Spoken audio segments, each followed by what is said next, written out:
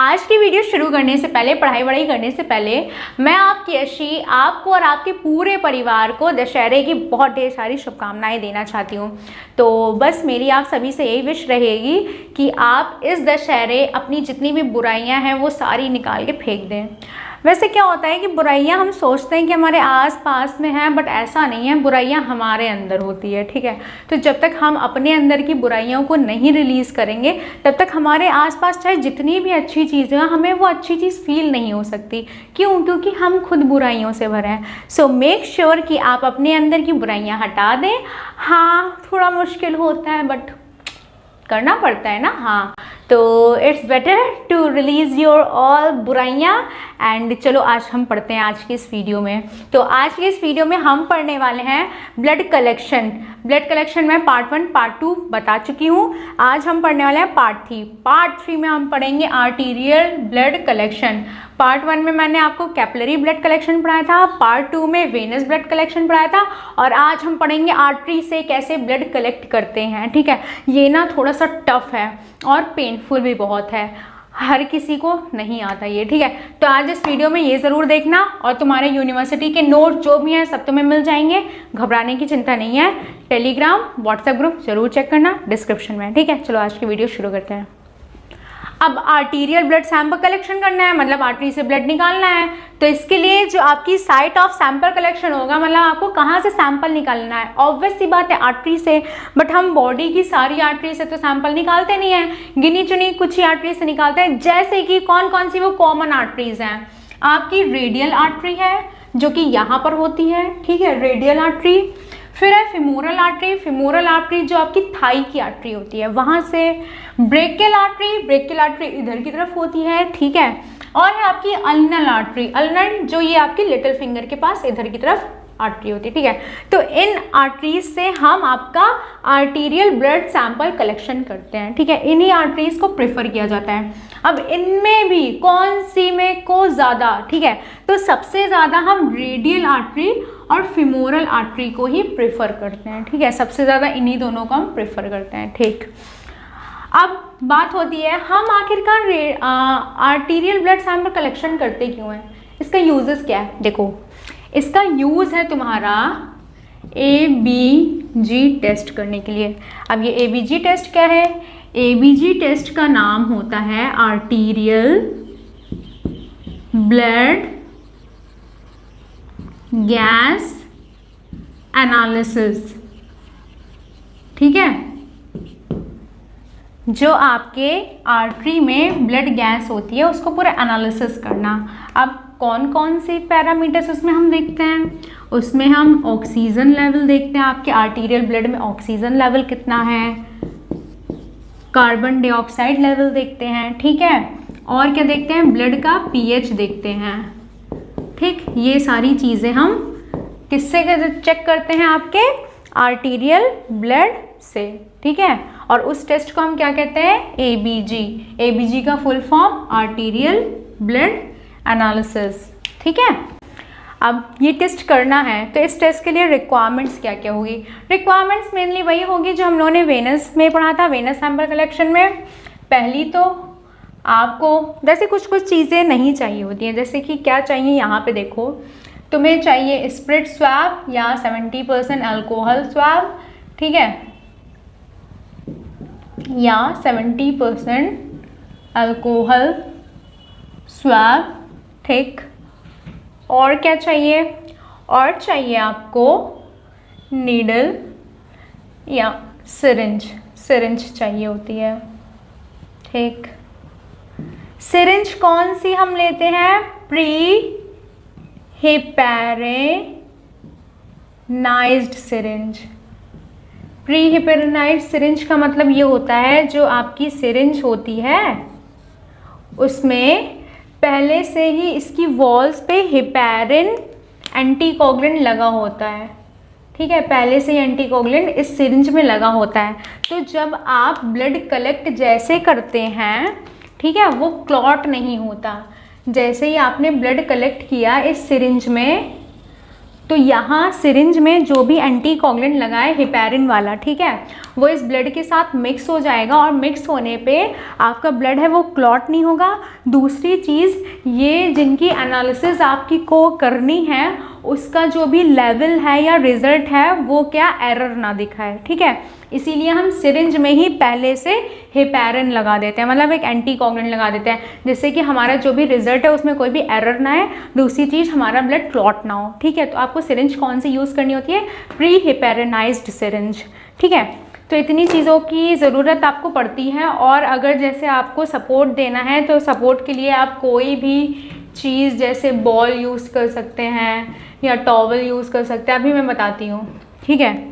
ये सारी चीज़ें यूज़ कर सकते हैं, ठीक। तो ये रहा आपका छोटा सा प्यारा सा प्रोसीजर।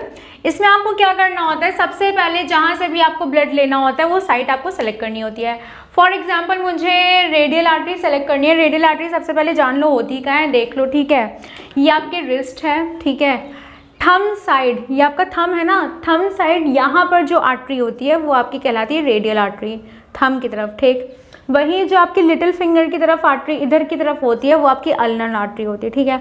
तो हमने सेलेक्ट किया है रेडियल आर्टरी। रेडियल आर्टरी कौन सी? जो आपके थंब के पास है, ठीक है। पहले तो वो साइड पर ने सेलेक्ट कर लिया, ठीक है। अब क्या करना है, उस वहाँ की जो आर्टरी है उसको फील करना है, ठीक है। तो यहाँ हमने सेलेक्ट किया है। अब इसको फील करने के लिए आपको अपने इंडेक्स फिंगर और मिडिल फिंगर का यूज़ करना है, ठीक है। इन दो फिंगर का यूज़ करके ऐसे फील करना है, ठीक है। प्रॉपर फील करना है, क्यों? क्योंकि जो आपकी आर्टरी होती है वो डीप होती है, ठीक है। वेन्स तो आपको सुपरफिशियली दिख जाएगी, बट जो आर्टरी होती है वो डीप होती है, तो उसको अच्छे से पहले फील करना होता है, ठीक है। आपने अपनी इंडेक्स और मिडिल फिंगर से फील कर लिया, ठीक है। फील करने के बाद अब आपको क्या करना है, ये जो आपका रिस्ट था, इसको पेशेंट का रिस्ट होगा उसको टेबल पर रख कर किसी चीज़ को, जैसे कि बॉल रख दिया, कोई बॉक्स रख दिया या किसी टॉवल का फोल्ड रख दिया, रखने के बाद ऐसे उसके रिस्ट के नीचे ऐसे रख देना है, ठीक है। यहाँ पर सपोर्ट करना है जिससे कि उसकी रिस्ट ऐसे ना होकर के ऐसे हो जाए, ठीक है, ऐसे। तो यहाँ पर सपोर्ट करके ऐसे उसकी रिस्ट को ऐसे कर देना है, ठीक है, ऐसे पोजीशन में। तो वही यहाँ पे लाइन लिखी है,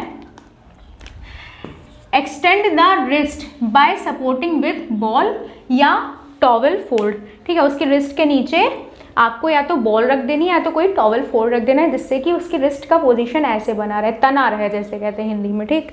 ये कर दिया। अब क्या करना है, अब आपको वो एरिया जो आपने सेलेक्ट किया है उसको क्लीन करना है। क्लीन कैसे करते हैं, आप यूज़ करते हैं 70% अल्कोहल स्वैब, ठीक। और कैसे? सर्कुलर मोशन में, अंदर से बाहर की तरफ, बता चुकी हूँ मैं आपको, ठीक।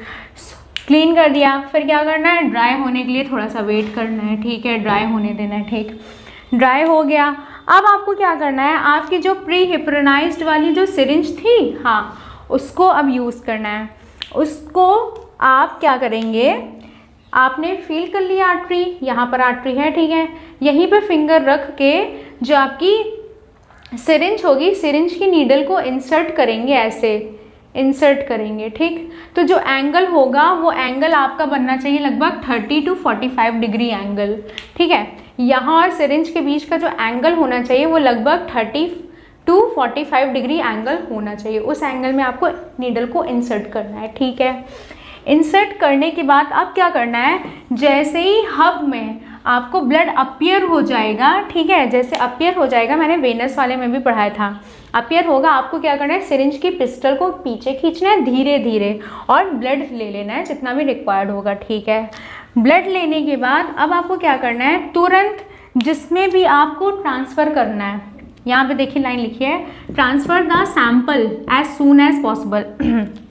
सिरिंज में आपने ब्लड ले लिया, अब जल्दी, जितनी जल्दी हो जाए, या तो टेस्ट लगाना है टेस्ट लगा लो, किसी कंटेनर में डालना है किसी कंटेनर में डाल लो, जितनी जल्दी हो पाए उतनी जल्दी ये काम कर लो।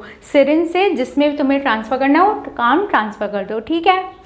फिर क्या करना है, फिर देखो तुम्हें वो जो पेशेंट का मतलब जहाँ से तुमने सैंपल लिया था उसको तो सबसे पहले तुम्हें प्रेस करना है, कम से कम 5 से 10 मिनट के लिए, ठीक है, देर तक थोड़ा प्रेस करना है, ठीक। तो ये पूरा प्रोसीजर है। अब देखो सबसे पहले तुम्हें क्या करना है, पेशेंट आया, ठीक है, उसे कंफर्टेबली बैठा दिया, ठीक है।